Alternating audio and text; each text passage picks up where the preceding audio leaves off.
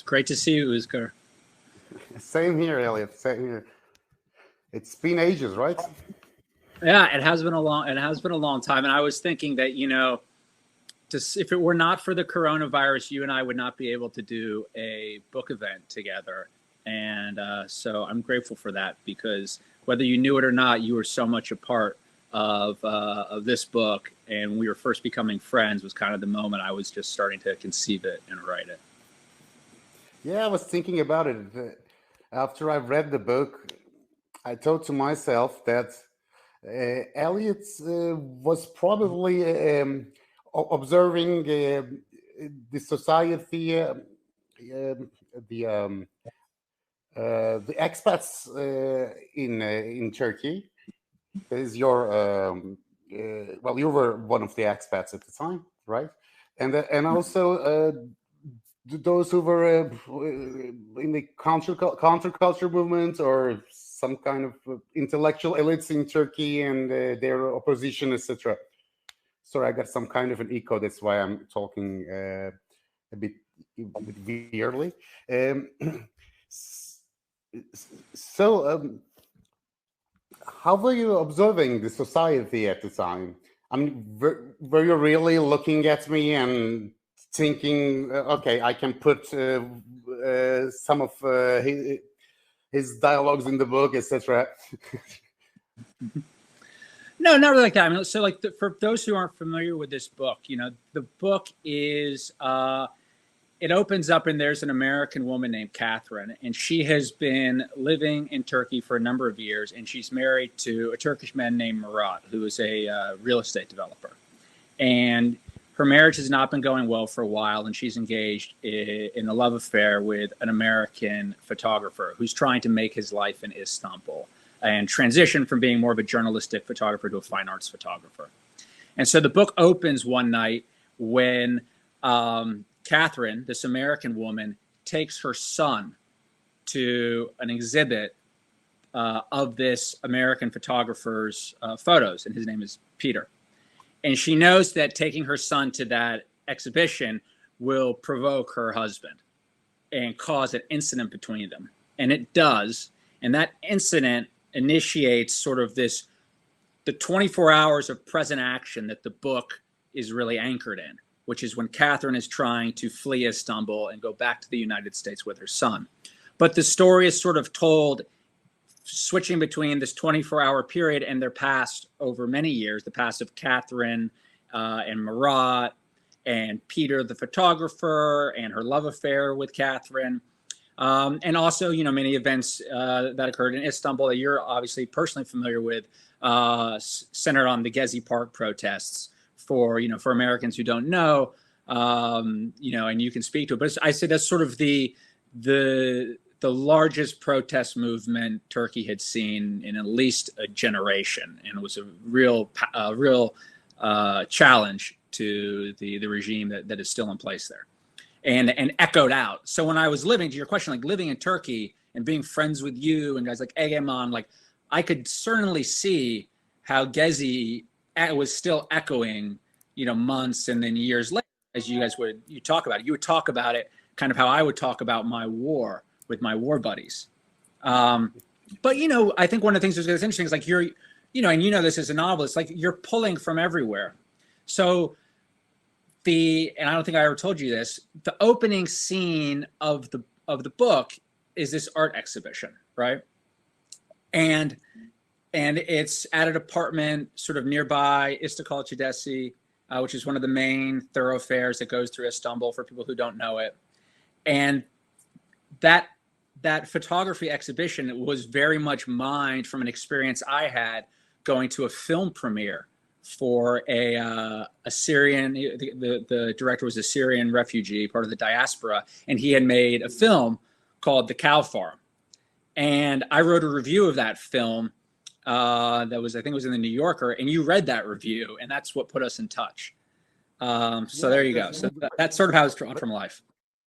When I first read the review, I made an interview with the Syrian documentarist. Right. Then later on, a friend of mine, with him I'm still doing the podcast now, he told me, look, the Syrian documentaries, he's quite interesting, but I think the guy who reported, he's much more interesting. Then I have started Googling you and found out your background and your writings, etc. This when I have decided to make an interview with you, and that's how we have met. And Yeah. So and you're I read pulling from everything. yeah, of course, of course. I mean, I was just asking a goofy question, and just to start the conversation, let's say. When I read the one of the reviews about your about red dress in black and white, I have seen in New York Times, John Silver has written that it's the first time that you have written a novel without a single soldier in it. And she tells it you were a war novelist.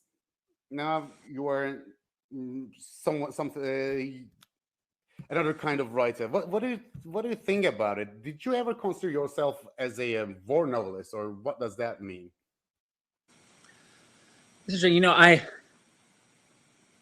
I think that my writing, right, kind of tracks my life in many ways. So I'd say like I'm a Elliot novelist. Like I write about the things that affect me, the themes that interest me. I happen to spend a lot of time in the war, so obviously I wrote about that, and I think that uh, I have often used war as a way to write about other things. So like my book Dark at the Crossing was very much about a marriage and a marriage in conflict, as is this book, and thematically they're very similar. And my most recent book goes out in the U.S., Waiting for Eden, was about like fidelity between a father and his daughter and a husband and his wife. So I think, when you write about war, you're seeing people oftentimes like at their in the most extreme situations you can imagine. And so those situations lend themselves to writing about like a whole range of subjects. And so red dress and black and white, like, it didn't seem like a departure for me in that way. But obviously I recognize that, that's the way it works. I'm a guy who had been a Marine, and people, will traditionally will look at my bio and obviously see that in a lot of the books. So, you get categorized as a war novelist. So let me ask you a somewhat a cliche or cheesy question. Do you think that relationships or love is something like a battlefield, and that's why you were comfortable about writing about those subjects? Yeah, man. Love is a battlefield. What's that? That's a great song, right? Isn't it like the Joan Jett song, Love is the Battlefield? I think like in this, what I mean is that in your book, the relationship between Murat and Catherine, or with Catherine and Peter, her lover, there is always a question of a struggle of power and the question of domination also, and there's also a shifting hierarchies in the. That's what impressed me in the book. I mean, that's how we were treating the relationships and love. It was a power game at the end of the day.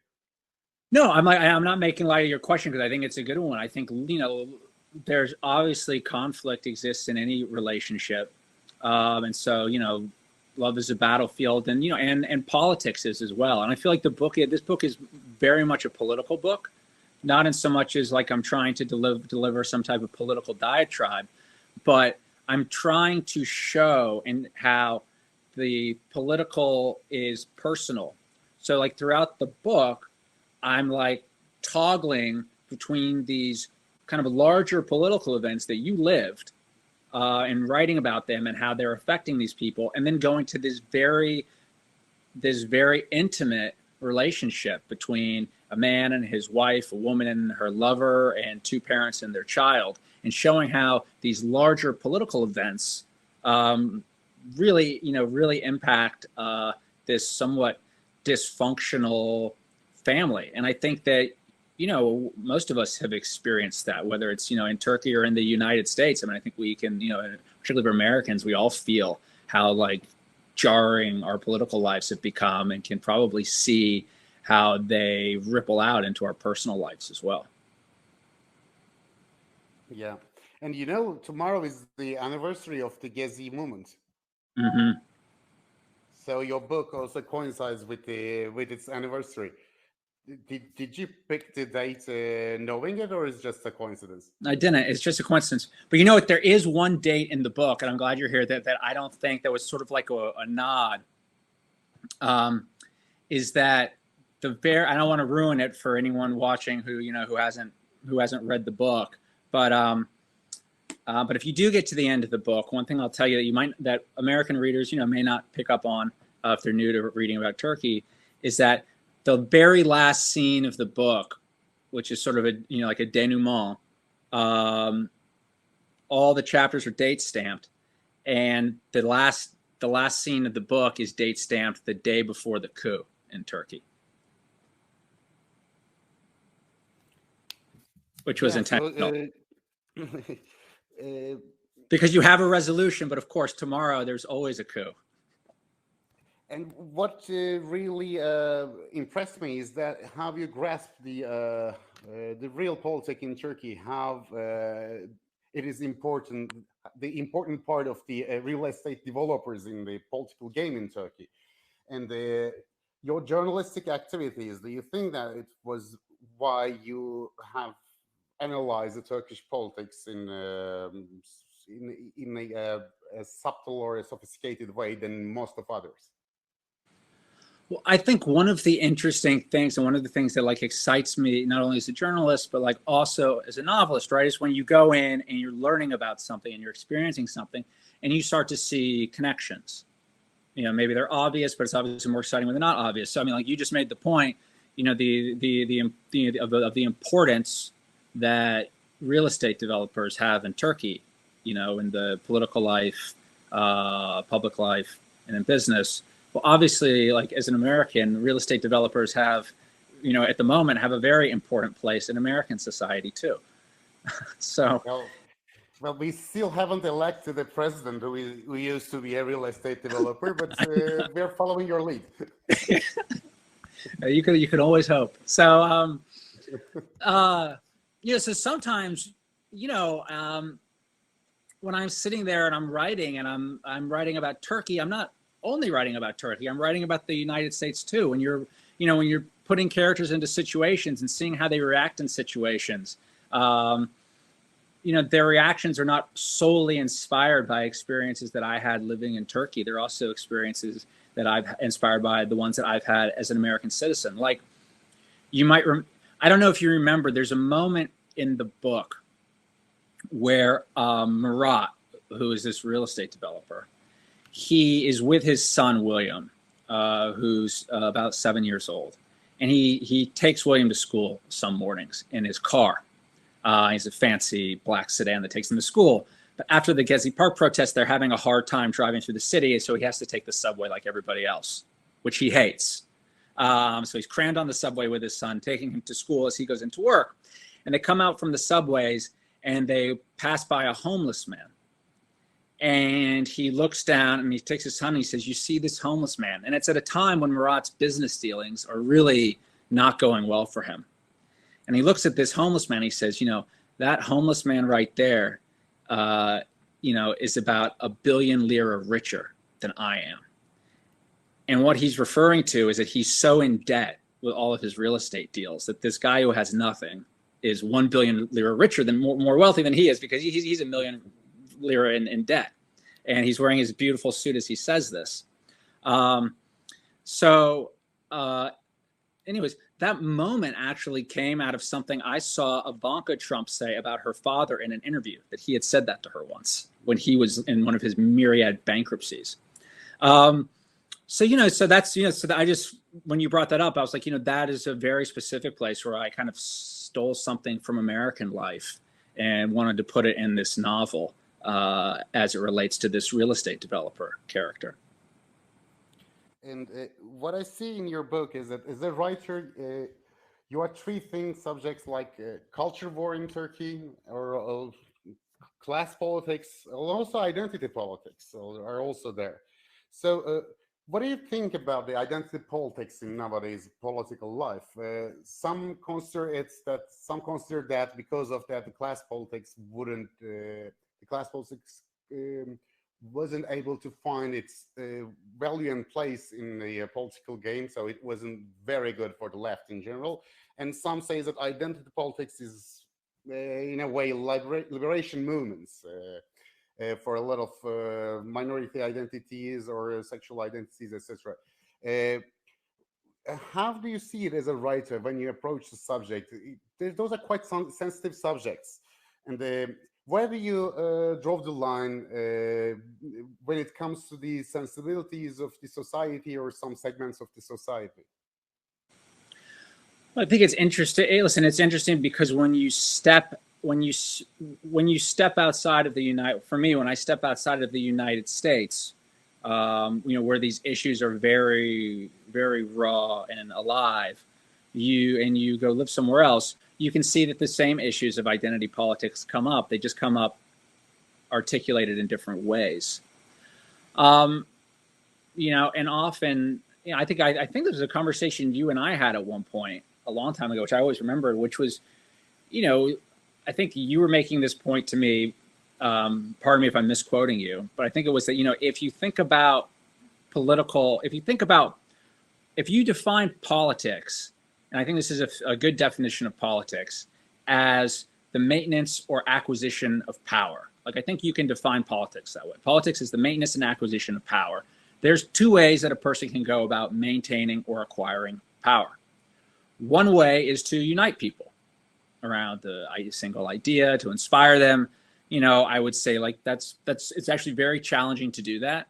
In American life, I feel like the last time we really felt that was probably in 2008 during President Obama's election. I would say less in 2012, but there was really this sense of everyone uniting.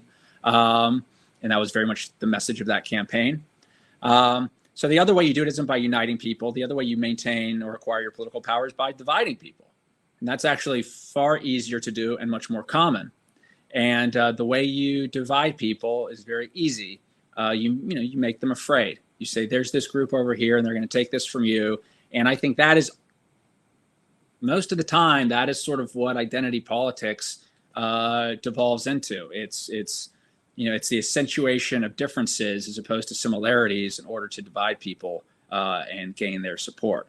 And so I don't think it's non-aspirational in the way that uniting people is. And I, for one, crave more unifying forces. I'll just speak for American politics, but in American politics, I'll allow you to speak for Turkish politics. Well, what I think is that it is as if we have lost that experience of the common world, and we are not sharing the same world. It is as if like that. I mean, that also explains maybe this question of polarization in every single society now in the world. So every tribe, every little segment of society has its own truths. So we cannot agree on one single truth. What do you think the role of a novelist can be in such an environment? Can he or she be a bridge, or can he or she just forget about it and write what he feels or she feels?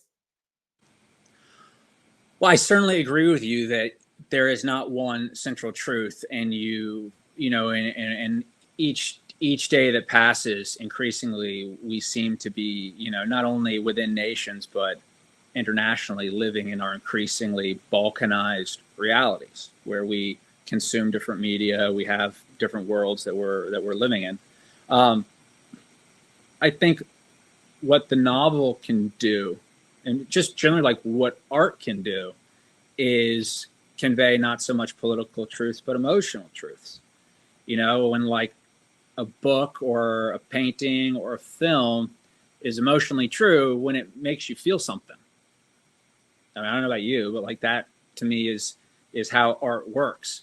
So the way I've always thought about Özgür is like, if you've been to you go to the museum, right? And you see, in this book, the museum I write about is the Istanbul Modern, right? So you go to the Istanbul Modern, you go to whatever museum you're going to go to, and you see like a spectacular work of art and you feel overwhelmed by that.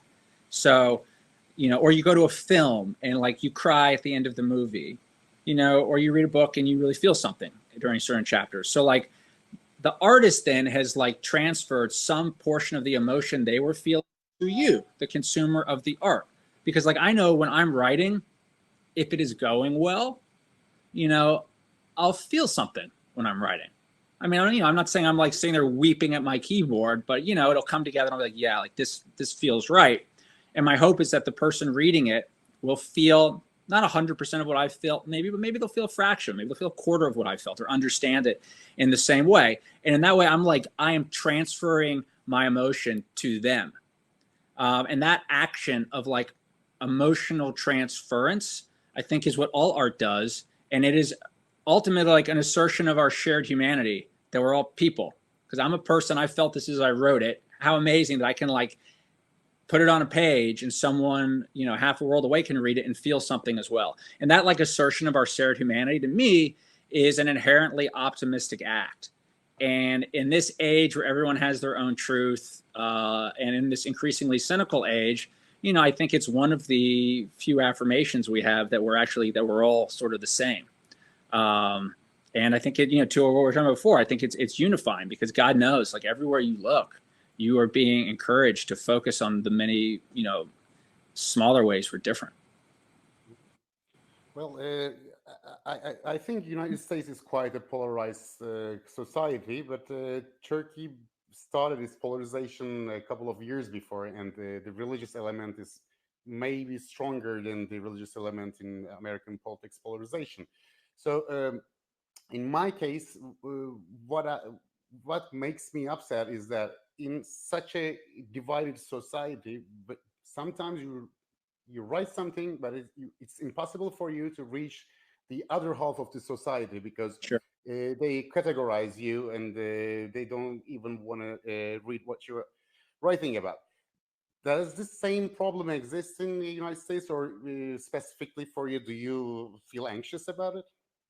Well, I think absolutely. I think, like one of the things that was fascinating, that I liked about living in Turkey is, first of all, for me, one of the reasons I enjoy living abroad is because the emotional stakes are somewhat lower for me, because I'm a foreigner. So when I come back to the United States, I find myself getting emotionally very agitated by political conversations that are going on. Whereas when I'm in Turkey, I'm keeping up with the political news. I'm sort of watching it at a distance. So the emotional stakes of that news feel less for me, probably in the same way it would be if, you were here right now watching the US presidential election. And so one of and I think, societies have, and I write about this in the book, societies have these certain tensions that are like hardwired into the societies. So, correct me if you feel I'm wrong, but like one of the things I felt I observed in Turkey is that one of the things hardwired into Turkey is the tension between having a nation that is secular, but both, I believe, 97% Muslim, if I'm right. Yeah, So even more. you have a secular state that is huge Muslim majority, and so you have that tension, and that tension has always existed, in different capacities. In the United States, like you have the same tension, so it might not be religion as much, although that certainly exists, but it's the tension between Republicans and Democrats, through central powers, power centralized in Washington D.C. versus having power decentralized to the states, and those are really hot button issues here. And depending on the people who watch Fox News are never going to talk to the people who watch MSNBC. And I mean, here you talk about divergent realities. You just toggle between two television stations and you think you were, on different planets. Yeah, I've seen a cartoon in a newspaper. I forgot which one was it, but it was saying that there was a different weather report for the Democrats and another weather report for the Republicans. So it's becoming a bit caricatural, right? Right. But do you feel that way in Turkey versus sort of more, people, the more kind of urban parts of Turkey now versus the more rural parts? Or how would you define that split in Turkish life? Well, I think it's more or less the same. I mean, it was a bit more difficult for us to observe the American politics because, I mean, it was quite uh, different from ours. It's a federal country. It was very Mm-hmm. difficult for us to understand. Now it is easier for us to understand the dynamics of the American politics because it is becoming more and more similar to ours. It's more or less the same. I mean, but everywhere in the world, when you look at the United Kingdom, when you look at the Brexit vote, etc., even the demographics are quite similar. And when you look at the demographics of the elections of Brexit or triumph of Donald Trump, or in Turkey, the last elections, municipal elections, we see more or less the same thing. The urban, educated, and young people, they are forming more or less a block, and there is another block just forming at the other side. But it can, of course, differ from country to country, but I think the general lines are more or less similar. And there Yeah, is this character in your book, Kristen, who is working at the American Embassy at the Cultural Affairs section, right? yeah. So so as when the book opens, at this exhibition, you realize that one of the people who's funded this exhibition of Peter's photography is a woman named Kristen, and she works in the cultural affairs section. What you soon learn are that her duties at the consulate extend beyond just cultural affairs, and that's sort of a euphemism for the intelligence work that she's doing. And so she is sort of a woman who kind of has her finger in every pie. So she has got a relationship with Catherine, in so much as Catherine, who is, by being married to Murat, is a very wealthy woman. She's a patron of the arts in Istanbul. She's got her relationship with Peter because she's funding his work. And then she has a relationship with Murat, because Murat is someone who helps her understand Turkish business. So what you see through Kristen is there's this architecture of connection that exists through all the characters. And that architecture of connection is one that slowly gets revealed over the course of the novel and directly impacts Catherine when she decides that she wants to leave Istanbul and go back to the United States. So, it's not a new idea, that idea that everyone is connected. Usually it's sort of brought up in more like with more optimistic tones, sort of the idea of, no man is an island. Here it's sort of brought up in sort of darker tones, which is, we're all connected. So people can't just go and jettison their lives, because that has second and third order effects for the people who they are connected to. And when you were describing Kristen, you were saying that she was keeping each side in a state of tension, in some kind of equilibrium with the other. And in the book, we see that with the Gezi movement, this equilibrium between the government and the opposition was disrupted. And also the equilibrium in the relationship of Murat and Catherine is also disrupted by the opening scene. Let's say it was it was started maybe even before, like in Gezi movement, but it was just a moment. So what happens when the equilibrium in politics and relationship is disrupted at the same time? Well, I think so like in the book, I'm sort of drawing a parallel between the Gezi movement and this very dramatic action that Catherine takes over 24 hours to show how both really rock the system. And when you rock the system like that, everything else starts rocking around it. And you start to see, you can see the places where the connection is strong, where the system works. And then you can also see the places that have really, really atrophied. And so, I'll ask you, like, what did you see? What was the most, after the Gezi movement, like, what was the most surprising to you? Where did you find connections were the weakest in Turkey? Social connections or societal connections coming out of that movement? Like, what surprised you about going through that experience? What surprised me was that I didn't know that we were so numerous. I thought that we were weaker than we were. And that gave a lot of willpower to a lot of people. And what I have seen is how pluralistic the Turkish society was, and how I was able to interact and connect with other parts of the society that I didn't know. So it was a uniting power for me, and to find out that I can share the same cause with people that I didn't think that I could be protesting together. But we are still we still don't know about Gezi movement. Was it a swan song or was it a glimpse for a better future? We still don't know. It was one of those leaderless, pluralistic movements which were praised a lot at that time. But now I'm thinking more and more that for a political power to form, you really need some leaders and some uh, solid ideas. It doesn't work with very abstract ideas and with leaderless happenings. I mean, it's not really art happening. Mm-hmm. It cannot Right. work that way. So it was a bit like Occupy in that sense. I think if it's going to be done again, it should be an organized political movement. Mm-hmm.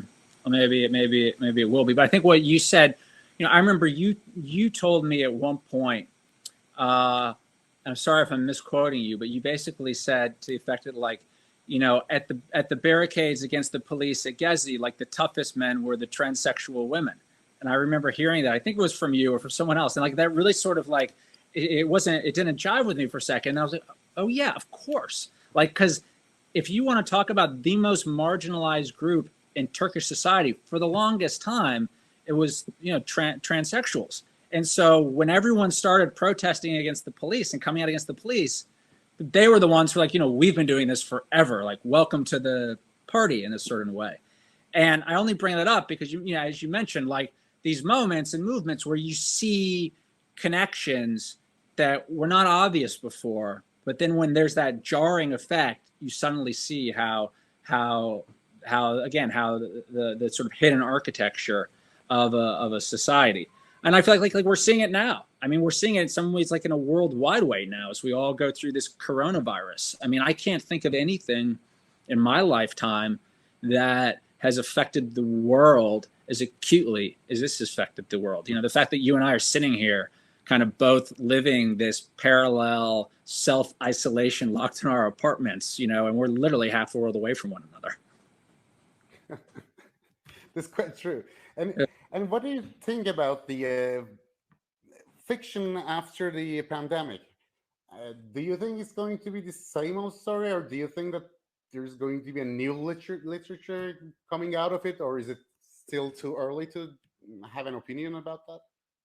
It's funny. A writer I know, it was a friend named Sloane Crosley, she wrote an essay like 3 days into the coronavirus that was like, no writer should be writing a coronavirus novel right now. She like knew, and it was a very funny essay, but she knew like everyone was like, going to go write their coronavirus novel. And then like, in a year and a half, all we could read if you wanted a new book was a book about the coronavirus, which would be a nightmare.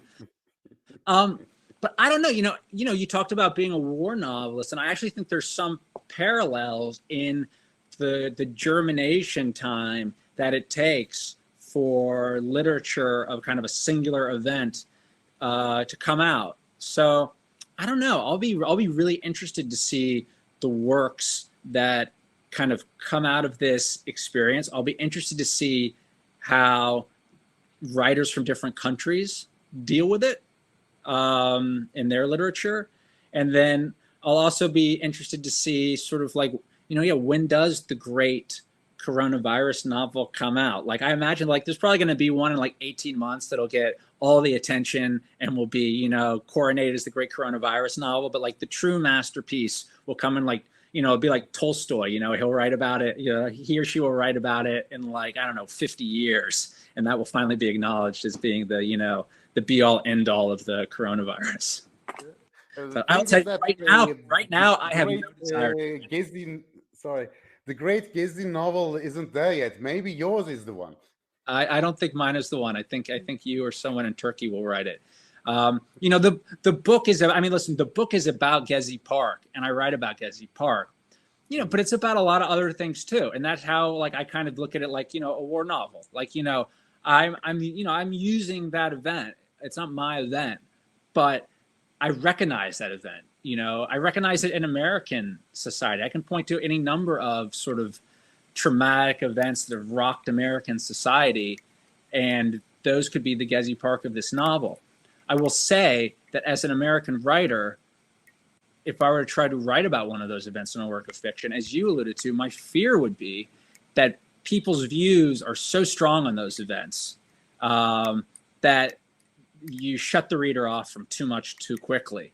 So sometimes you have to take them to a place they've never been, so they can just experience the events and the themes echoing around that event in a way that's not too close to them. So No, I anyway, so totally agree with maybe you. the great Gezi Park novel won't even be about Gezi Park. It will be about the 2016 Trump election, but it'll be written by a Turkish author. You know? That would be weird, but why not? Yeah, you could do it. We are living in a very weird world Yeah. nowadays. So how does it feel when your book is published in foreign languages with titles which aren't sometimes yours, and with artwork that you never thought about before? How involved are you in that? I'm somewhat involved too, but I mean, like, obviously, you work as an editor at April, which is a Turkish publishing house, and so you're very intimately involved in that. And you and Ackerman have published my books in Turkish, and that's been great fun. And I think I think you have a say, but I think you're smart if you defer somewhat to the people who are publishing you in that language, who are going to help your book reach readers in that country.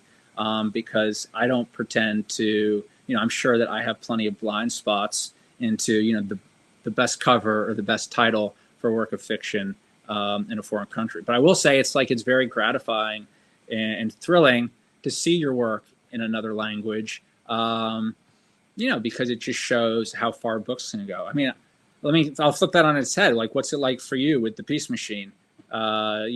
Coming out in 5 or 6 countries. I read the English edition. I mean, loved it. And out in the U.S. this fall. So, well, you see, of course, it's amazing when your book is published in a foreign language, and even when you have negative reviews, it's amazing, because I mean, it's something I made up at home, just a story that I made up. It made someone upset in, I don't know, in England or in Germany. That's kind of funny, so I like it. Yeah, it is. It's great. I mean, and I think, it's like, it's profoundly, it's very humbling to, to realize how, your books just like, they come out of thin air.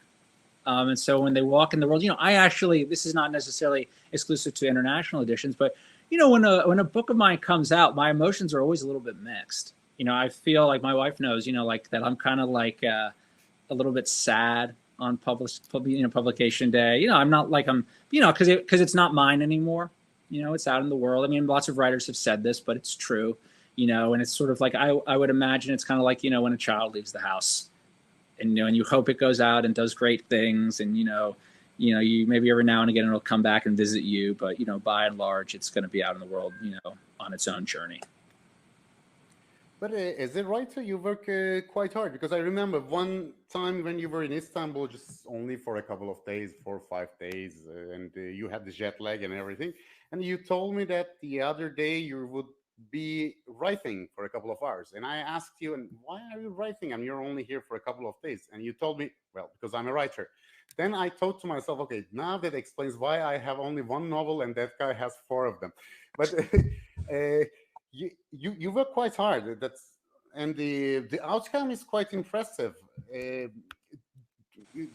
it because you have this military discipline, or do you have a method? I'm happy. I'm happy when I'm writing. I mean, you work quite hard too. I don't sell yourself short. Let's go. Like, how many columns a week do you write for Cumhuriyet? Like 2 or 3? Yeah, I used to write. I stopped writing since 1 year, but now I'm doing a podcast. Yes, but So it's not the same thing. I mean, when you're writing about daily politics, it's not really the same thing. But with creating a world apart and your characters and everything. I'm happiest when I'm writing, and I'm happy working. And I like, when I write, it's like, particularly on a novel, you kind of enter a fugue state. It's like you're dreaming, and you're sort of having these like waking dreams. And, I don't know. I'm like, hey, I go and I do that for a handful of hours each day, and it makes me feel satisfied, like I did something that day. And I kind of just I kind of go at the pace that I go.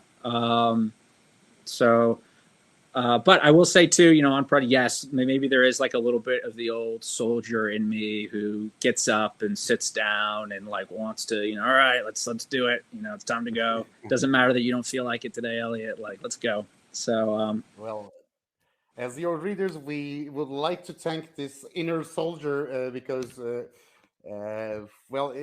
writing satisfies you, but reading you satisfies us a lot.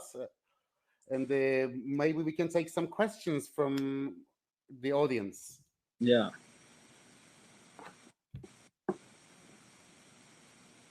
We cannot see the audience, but we are sure they're there. I think so. Yeah.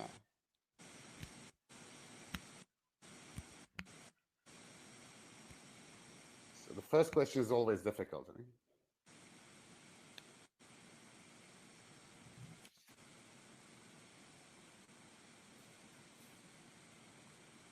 Okay.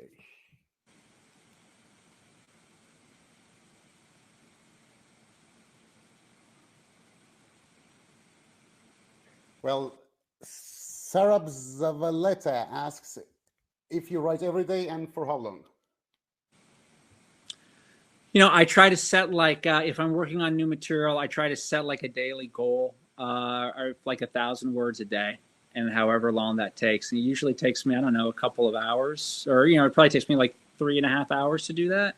And I find that like allows me to keep the thread of whatever it is I'm working on. Because I think, when you work, you're entering this sort of dream state. And if I step away from something for too long, it's like I lose the thread of the dream. So I kind of try to like do that as long as I'm into the work, because that kind of allows you to, to find the connections that are unexpected. Like the real joy I find.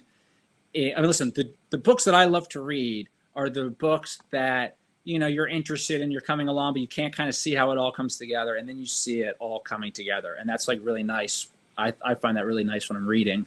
And when I'm writing, like one of the great joys of writing is when you start to see the entire puzzle coming together. And I find that you have to make yourself present each day with the work so that you can see that.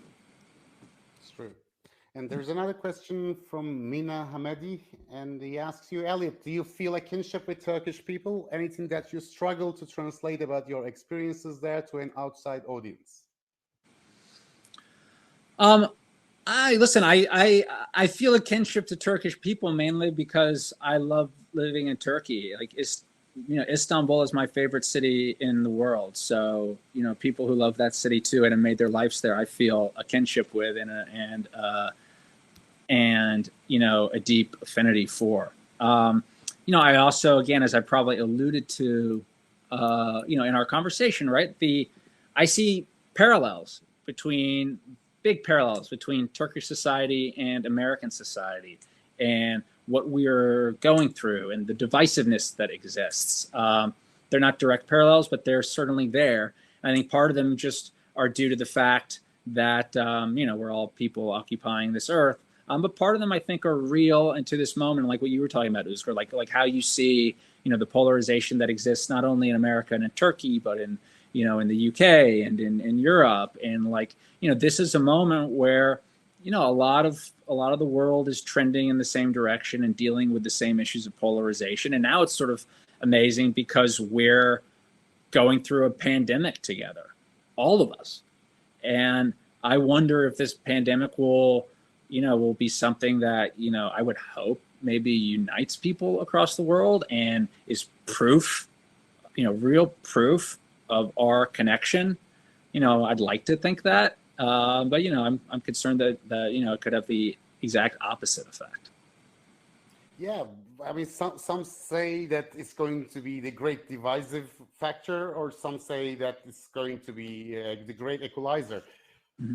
So, I'm interested in, in America right now, all the conversation is like, when can everything open up? When do people go back to work? And it's becoming a very partisan issue that, if you're a Republican, you want to go back to work right away and you don't want to wear a mask. And if you're a Democrat, you don't want to go back to work, you want to wear a mask and you want the federal government to keep everything shut. And it's interesting to me how quickly an issue that I would not have thought of as a partisan issue has become a partisan issue here, very much so. Like, how is it, like, what is the dynamic in Turkey? Well, it's not like in United States, and it was a good surprise for me. Of course, there are lots of things that we can criticize about the government's measures about the pandemic, and I still think that it wasn't enough. But overall, people are trying to obey all the measures, and there is I cannot see a very manifest polarization when it comes to that issue. But because maybe the government started taking precautions and didn't react like the Brazilian government, for example. So Right. we have more or less some kind of a common sense when it comes to the coronavirus. And I don't know how long we can go on with this, but there are some problems, like the government doesn't let the municipalities help people because they're from other political parties, etc. So I'm not saying it's the spring here now. The political environment is quite tense, but wearing masks is not a political issue that I can say. Yeah. And there was another question, a follow-up question from Sarah Zavaleta. Do you write at the same time every day? Oh,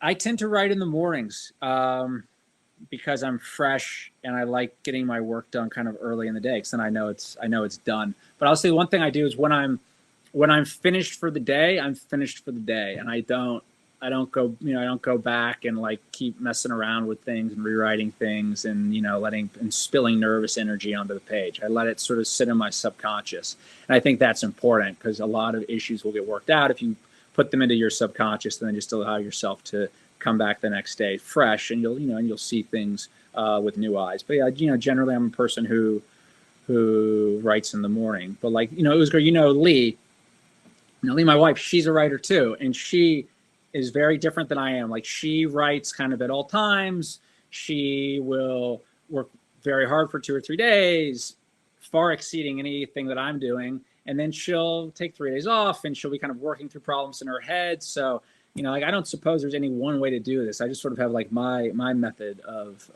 doing it. And so that's what's always worked for me. And there's a question from Maria, and that's a question that I wanted to ask you also. She says, do you work off an outline for your novels? Could you talk about your editing process and how a draft is ready to be sent to your editor?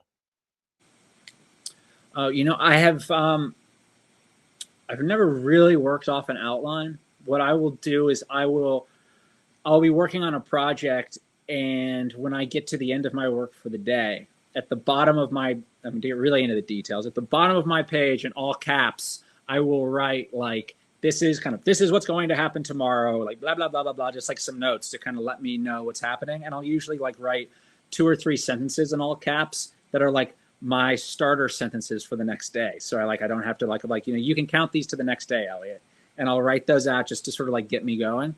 But then I take notes. It's less an outline, like as ideas come to me. I mean, like just like in my iPhone, I'll have a running document of like little notes that I'm taking as ideas come to me whenever they happen to arrive. But I wouldn't say it's anything so formal as an outline. I don't know. How about you, Özgür? Do you use an outline? Well, I've just wrote one novel, so I don't really have a system. Did you use it for Peace No, Machine? Yeah, I came from an academic background, so I like making plans. I change the plans on the way, of course, but I like to have an outline before starting to write. But in the Peace Machine, I have written the first chapter before without an outline. Then I have decided to put an outline to that chapter, but I don't think I can do it again that way. It was just one time thing to do. So I got a question from a compatriot of mine. Serkan Görkemli is asking you, in what ways do you think the protagonist had both advantages and disadvantages in making sense of Gezi events in Turkey? how did her insider-outsider status make it easy or difficult for you to tell that story? Good question. I think I think my outsider and the character's sort of outsider insider status made it both easy and difficult to tell the story. I'll say for me as a writer, I knew that I was going to tell the story in a certain way, which is like Gezi is not my event. I wasn't there. And it's not my country. So I was telling the story of outsiders, in a country that wasn't there. And so Gezi is very much told, the Gezi experience is told from the perspective, because I had to choose what character's perspective I'm going to tell this from. And I tell it from Peter's perspective primarily, because Peter is the outsider trying to make sense of these events, and he's filtering them through himself. So I think it's helpful because it gives you maybe one step away in terms of objectivity, but it makes it so it's less of an experience that is, deeply internalized as it would be, for someone who experienced those events as a true participant. Peter is a photographer; he experiences them as an observer. Yeah. And then there's another question from the Center for Fiction. Oh, that's very nice. Who are some of your biggest influences? What authors are you both turning to during this time? I read, I don't know how you read. I read pretty widely. I kind of read with absolutely no agenda. I just kind of pick up whatever comes across my desk that seems interesting. It's always sort of served me well to not read with too much direction, particularly fiction, because it takes me down unexpected paths. So, on my desk right now, I'm reading Richard Yates, Young Hearts Cry. I've always loved Richard Yates. This is one of his books that I never got to. Reading about Turkey, I read your books and, really enjoyed Peace Machine. I've read, books by Burhan Sönmez. I like Elif Shafak's books. She's one of your big international writers. And then, American writers, I could kind of go through the writers that I liked when I was, much younger, but, they're all the kind of usual suspects, like from, Conrad, Graham Greene, Joan Didion, and stuff like that. But those aren't necessarily the people that I'm reading today.